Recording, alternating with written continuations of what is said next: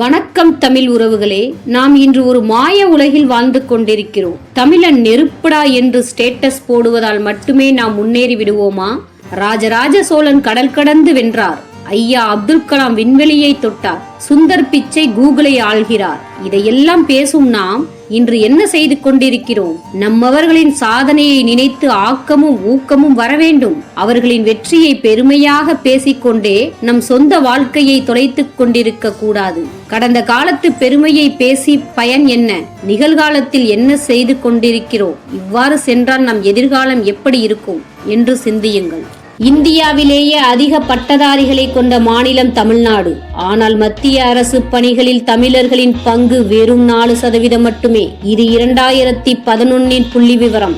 இன்று இது இன்னும் குறைந்திருக்கலாம். ஏன் இந்த அவலநிலை? டிகிரி முடித்துவிட்டு ஏதோ ஒரு கடையில் அல்லது தனியார் நிறுவனத்தில் 15,000 ரூபாய்க்கு வேலைக்கு சேர்வதுதான் நம் லட்சியமா? இந்தி தெரியாது என்று சொல்லி அதிகாரமிக்க இடங்களை மற்றவர்களுக்கு தாரை வார்த்து கொடுத்து வருகிறோம். டெல்லியில் அமர்ந்து சட்டம் இயற்றும் அதிகாரத்தில் தமிழன் இல்லை என்றால் அப்புறம் எப்படி நம் உரிமைகளை நாம் பெற முடியும்? கடல் கடந்து வணிகம் செய்த இனம் இன்று பக்கத்து மாநிலத்திற்கு போய் வேலை பார்க்க பயப்படுவதா?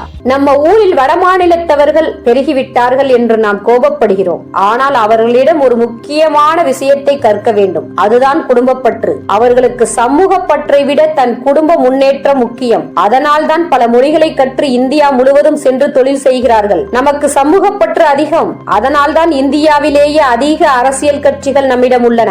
ஆனால் அந்த சமூக பற்று நம் குடும்பத்தை உயர்த்துகிறதா? அரசியல் சண்டையில் நேரத்தை செலவிடும் நாம் குடும்ப பொருளாதாரத்தை சீரமைக்க தவறிவிட்டோம். இன்று தமிழ்நாட்டின் நிலை என்ன? இந்தியாவிலேயே அதிக விவாகரத்துக்கள் நடக்கும் மாநிலங்களில் ஒன்றாக தமிழ்நாடு மாறிக்கொண்டிருக்கிறது. மேற்கத்திய கலாச்சார மோகத்தால் உறவுகள் உடைகின்றன.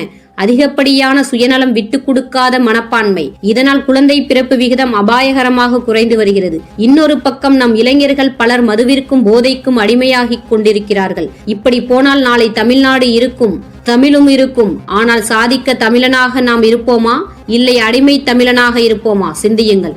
மாற்றம் இப்போது இங்கிருந்து தொடங்க வேண்டும்.